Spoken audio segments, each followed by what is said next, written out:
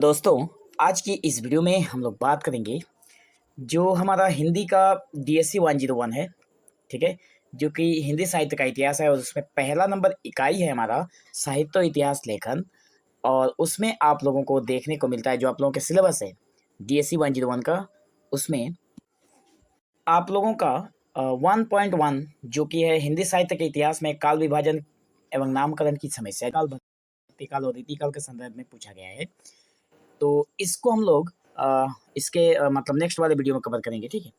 अभी हम लोग इस वीडियो में बात करेंगे 1.2 का, जो है आदिकालीन साहित्य की पृष्ठभूमि, जिसमें राजनीतिक, सामाजिक, आर्थिक एवं धार्मिक के ऊपर हम लोग बात करेंगे, ठीक है?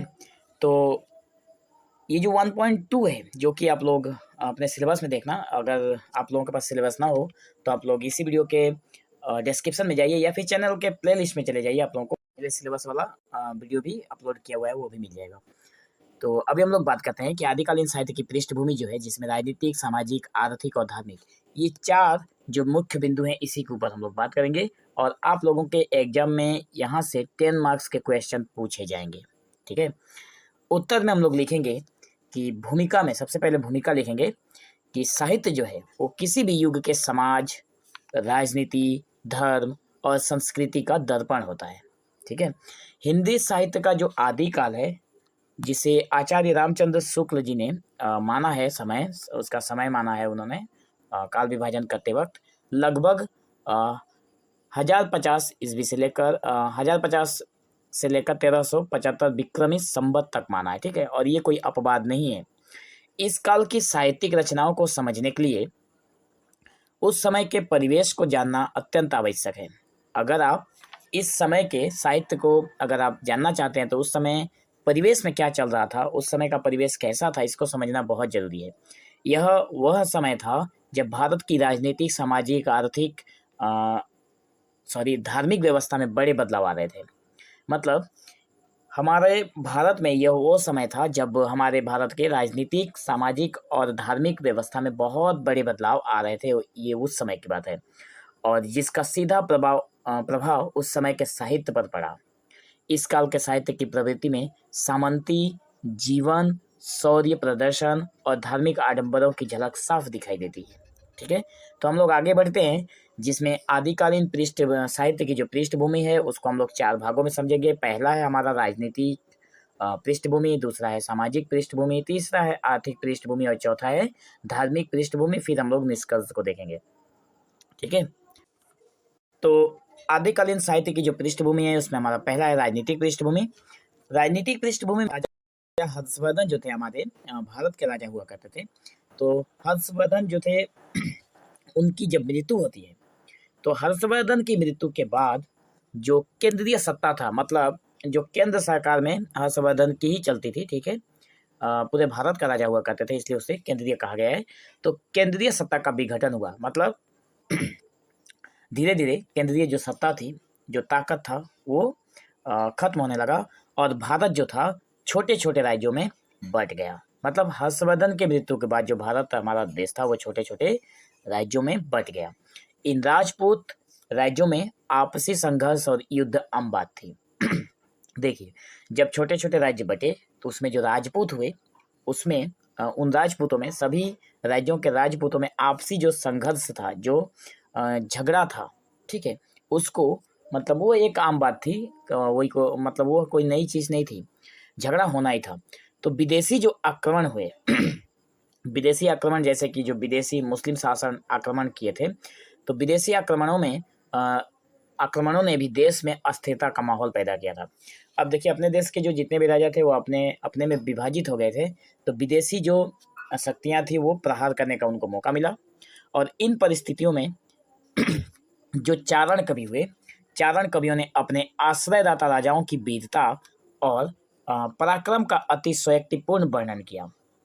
मतलब यहाँ पे जो चारण कवि हैं, उन्होंने क्या किया, उन्होंने अपने जिन राजाओं ने कवियों को आश्रय दिया, उन कवियों ने उसी राजा के बारे में बढ़ा चढ़ाकर छोटी बातों को अतिशयोक्तिपूर्ण, इसका मतलब हो गया छोटी बातों को बढ़ा चढ़ाकर वर्णन किया और उसी से जिससे रासो साहित्य का जन्म हुआ। बाद में रासो साहित्य का जन्म हो गया।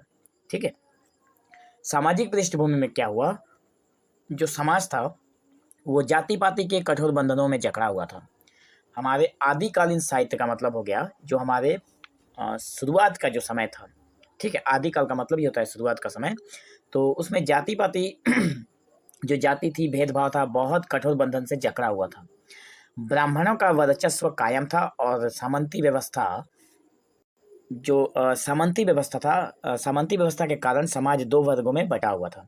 देखो, जो ब्राह्मण हुए उन्होंने अपना वर्चस्व मतलब अपना जो उन लोगों का दबा था वो उन्होंने बनाए रखा, और सामंती व्यवस्था के कारण ही समाज को दो वर्गों में बांट दिया। पहला वर्ग क्या था? पहला था शोषक और दूसरा है शोषित। मतलब एक हो गया शोषण करने वाला और दूसरा हो गया शोषित होने वाला। यहाँ पर स्त्रियों की दशा अत्यंत दयनीय थी और उन्हें भोग की वस्तु समझा जाता था। मतलब यहाँ पर बताया गया है कि सामाजिक पृष्ठभूमि में जो हमारी आदिकालीन साहित्य में जो हमारी स्त्रियाँ थी उनकी दयनीय अवस्था ठीक नहीं थी और उन्हें केवल भोग की वस्तु समझा जाता था। इन्हीं सामाजिक कुरीतियों और आडंबरों के विरोध में सिद्ध और नाथ साहित्य का उदय हुआ। मतलब इसी सामाजिक जो कुरीति चल रही थी, जो आडंबर चल रहे थे, जो दिखावा चल रहा था, उसी को विरोध में मतलब उसका विरोध करने के लिए जन्म हुआ सिद्ध और नाथ साहित्य का। ठीक है।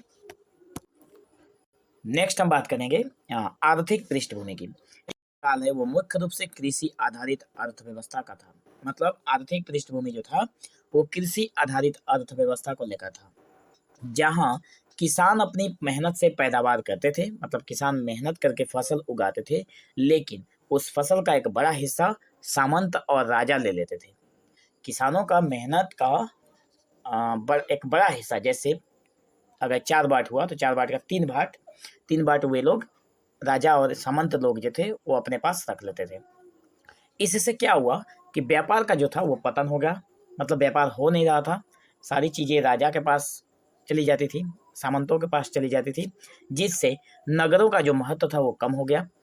इस कारण साहित्य में आम जनता, खासकर किसानों के बीच जीवन और दुखों का चित्रण नहीं के बराबर है। मतलब जब सारी चीज़ें राजाओं के सामंतों के हाथ में था, तो जब साहित्य लिखा गया तो उसमें आम जनता के बारे में कोई बातें नहीं लिखी गई, खास करके किसानों के बारे में, उनके जीवन के बारे में और उनके जीवन से जुड़ी दुखों का चित्रण नहीं के बराबर है। मतलब है, थोड़ा बहुत है। क्यों है मतलब क्यों इनका चित्रण नहीं किया गया? उसका एक बहुत ही मज़ेदार कारण ये है कि जो साहित्य था राजाओं और सामंतों के मनोरंजन का साधन बन गया था। मतलब जो साहित्य लिखने वाले कविगण थे सभी के सभी राजाओं का मनोरंजन करने में लगे थे।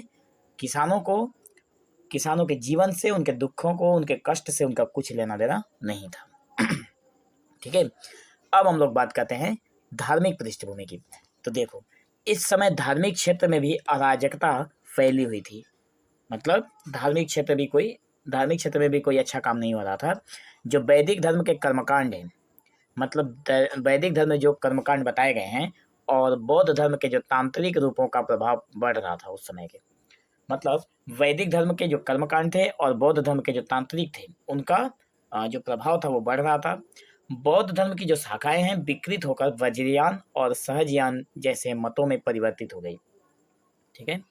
तो यहाँ पर दो चीज़ें होती है, एक वज्रयान, एक सहजयान, या फिर आप लोग हीनयान बोल सकते हैं।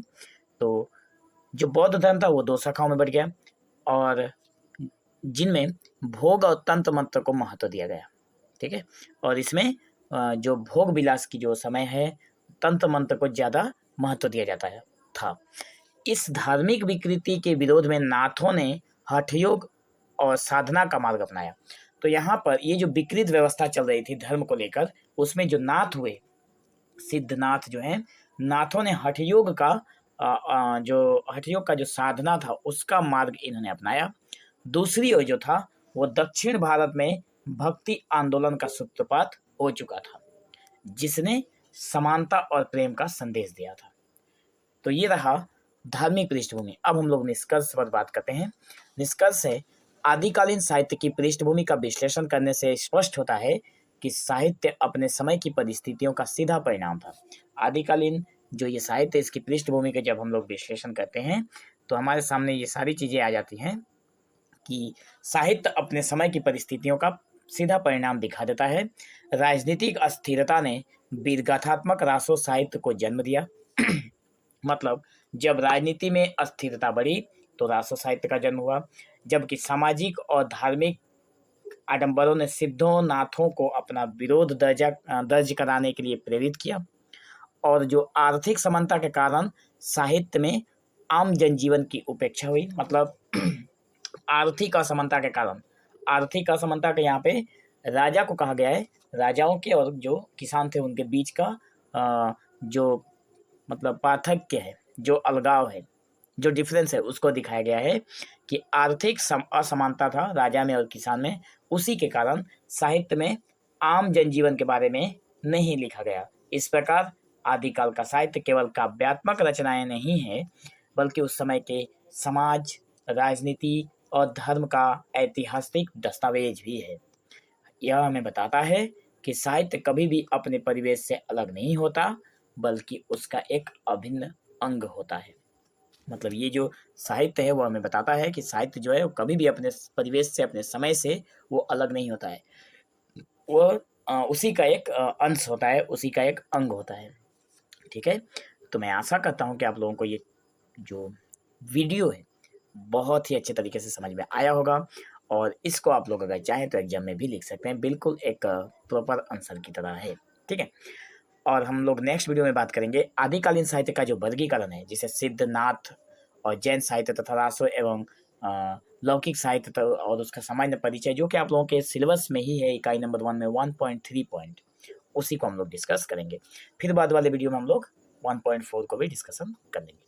तो आज की वीडियो में बस इतना ही। वीडियो अच्छा लगा हो तो मेक श्योर चैनल को सब्सक्राइब जरूर कर दिए, और कमेंट सेक्शन में एक हाइप हमारे लिए जरूर छोड़ कर जाइए।